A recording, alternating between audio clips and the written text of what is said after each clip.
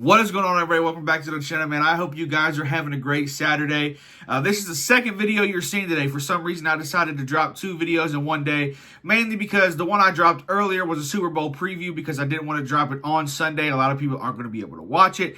And second is because I didn't want to wait even longer to wait to get this video out, because if you saw the video title, we are ranking or giving each team a grade that made a trade on the NBA trade deadline, man. So basically what we're going to do is we're going to go through some of the biggest trades that we saw, and we're going to give them a grade. We're going to give each team a grade of either what they got back or what they gave up. The teams we have today are teams that made more notable trades. Now, I might have not added some different smaller trades in there that were more for cap reasons or for just pure picks.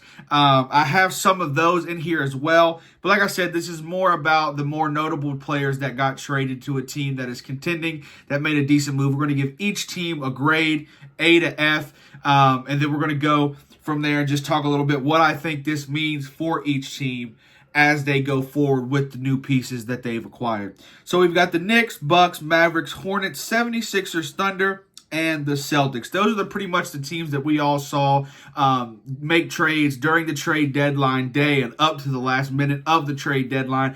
Obviously, we've talked in the past about some of the other trades that have been made, so we're not going to be covering any of those. You know, the Siakam trade, who else? What's a notable trade? The OG Anunoby trade. None of those are going to be in this video.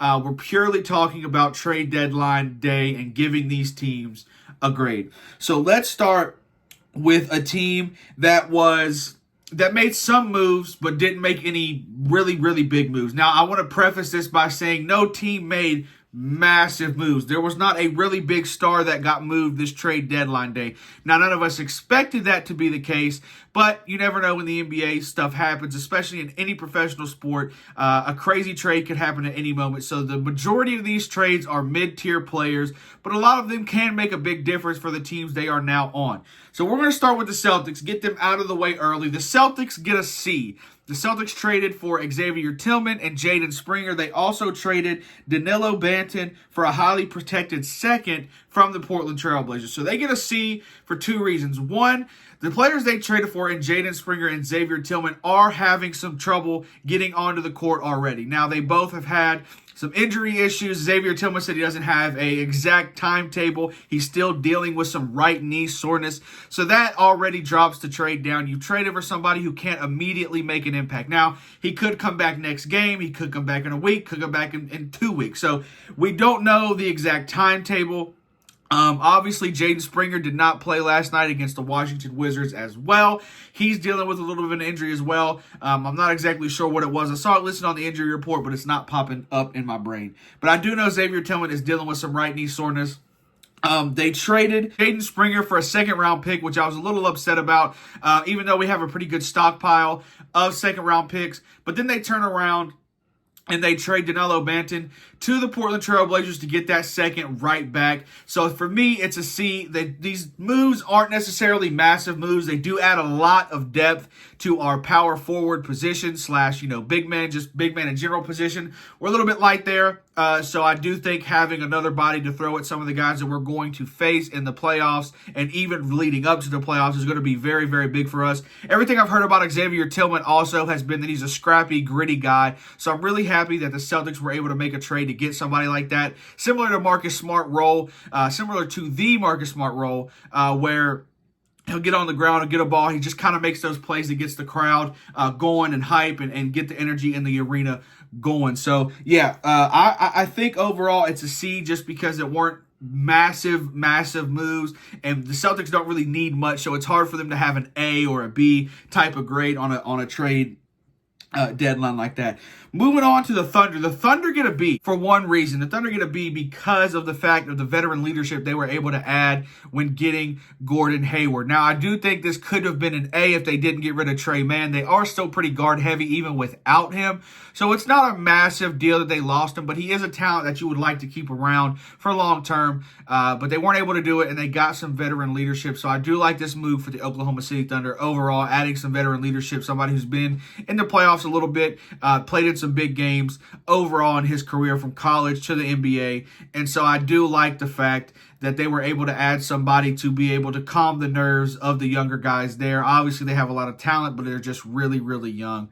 So I like this trade overall for the Thunder, and they get a B for me. The 76ers started the day off with acquiring Buddy Hield. It was the first trade of the trade deadline day. They acquired Buddy Hield. Really good pickup for the 76ers, man. He comes with a ability to shoot the ball. We all know he comes with the ability to spread the floor. I do like this trade for the 76ers. They also get a B, adding some depth to that position. Obviously, it would have been a higher deal if they had Joel Embiid. I do think that hurts them a little bit, not having the big guy in there to, if he gets the ball in the paint, kick it out to him. I think, Buddy Hield's, a lot of his shots are from kickouts from inside the paint.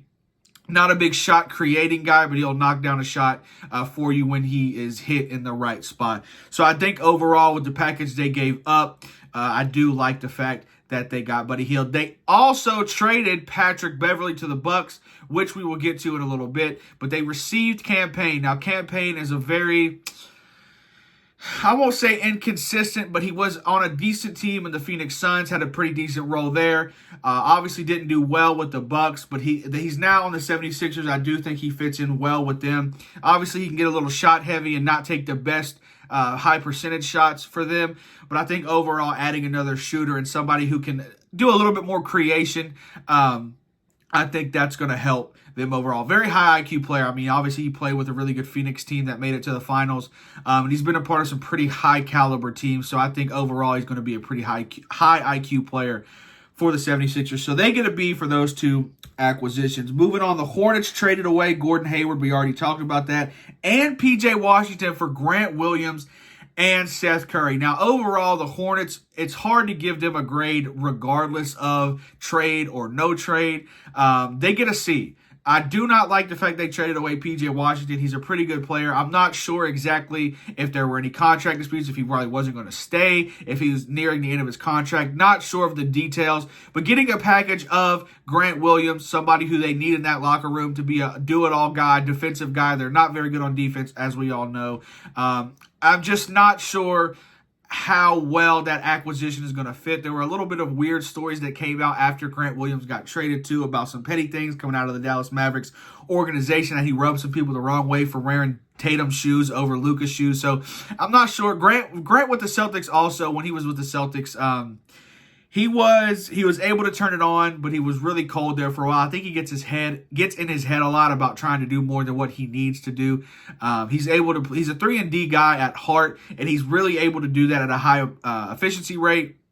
But sometimes he wants to show off that he has other things, and he really doesn't. So hopefully for Grant, I do like him. Hopefully for him, he'll be able to find a role in Charlotte and maybe help them guys rebuild a new era in Charlotte basketball. He's still a pretty young dude. He has his first contract, so hopefully he'll be able to, like I said, bring those guys back into a little bit of relevancy. Moving on, the Hornets, they get a C. Like I said, the Hornets are a mid-tier team, or the Hornets are below a mid-tier team, but the trades they made don't really move the needle in any way up or down.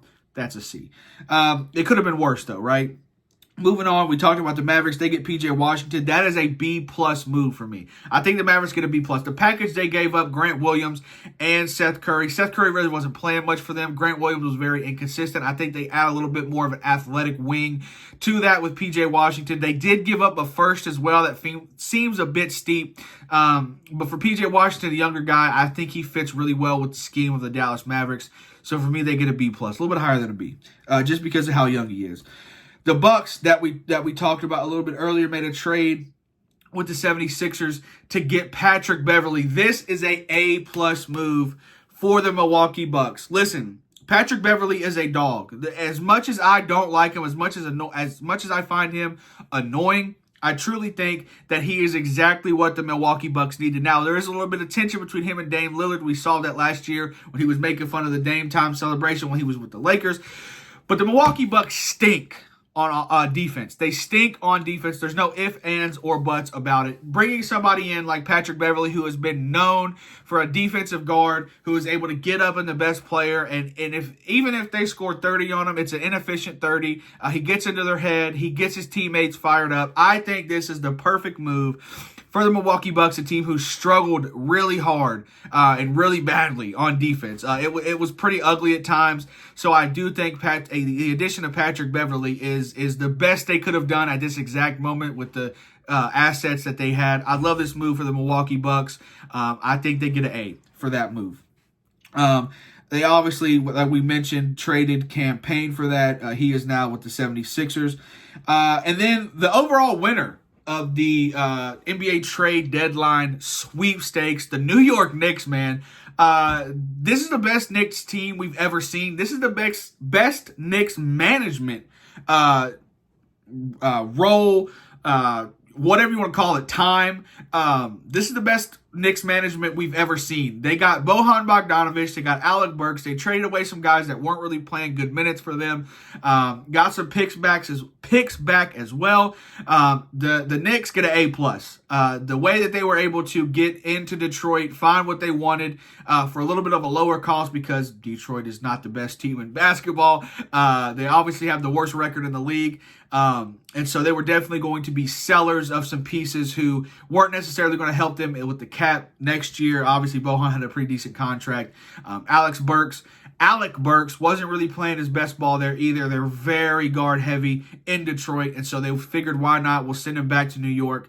They also get a lethal shooter, lethal play creator in Bojan Bogdanovic. And I shouldn't say lethal play creator, but he's very knowledgeable of the game of basketball. He can obviously shoot the heck out of the rock. So I really like the move of getting Jalen Brunson, another shooter on the outside. Alec Burks is going to be able to take some minutes off of Jalen Brunson as well. Not sure how they're going to run that system, but Tibbs is a good coach, no matter of his faults and how people think of him. He is a good coach for very good reasons. So I think that he's going to be able to figure that out. Let me know, though. I am excited to hear what you guys think of these trades. We'll go back over them. Knicks, A+, Bucks, A, Mavericks, B+, Hornets, C, 76ers. Well, what did I give the 76ers? I think I gave them a B. Thunder get a B. Celtics get a C. So, yeah, man, let me know if I missed any big trades that you guys thought moved the needle a little bit more than that. These are the ones that I picked personally that I thought are going to be the most interesting ones to talk about. If you want a little bit more in-depth video of each team and what they traded and how they traded it, let me know down in the comments. If you're new here, hit the subscribe button. Make sure to share this video out. Hit all the links in the description below, and I will catch you guys on the next video. Peace out.